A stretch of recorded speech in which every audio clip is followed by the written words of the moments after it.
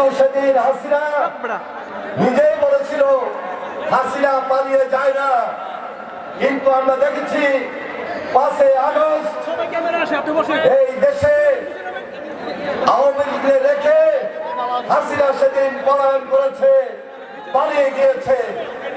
আজকে হাসিনা পালিয়ে গেল, হাসিনার সাংবাদিকরা হাসিনার প্রেতাত্মারা এই বাংলাদেশে আছে। সুতরাং এখন থেকে আমাদেরকে আরো বেশি সজাগ এবং সতর্ক থাকতে হবে, কারণ 5 আগস্টের পর এই জাতির প্রত্যাশা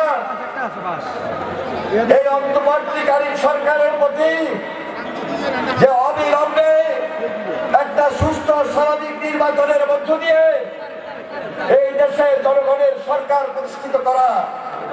তাই আজকে এই সরকারকে আমরা সর্বাত্মক সহযোগিতা করছি ঠিকই, কিন্তু সরকারকে আমরা যেভাবে সম্মান দিতে চাই এই সম্মানের সুযোগটুকু আমার দৃঢ় বিশ্বাস এই সরকারকে গ্রহণ করতে হবে। এই সরকারকে গ্রহণ করার মধ্য দিয়ে জনগণের প্রত্যাশার প্রতি সম্মান রাখবেন। এই প্রত্যাশায় আমরা বলছি অবিলম্বে দেশে একটা স্বাভাবিক নির্বাচনের মধ্য দিয়ে জনগণের সরকার প্রতিষ্ঠিত করতে হবে। আর আপনারা জানেন আগামী দিনে আমরা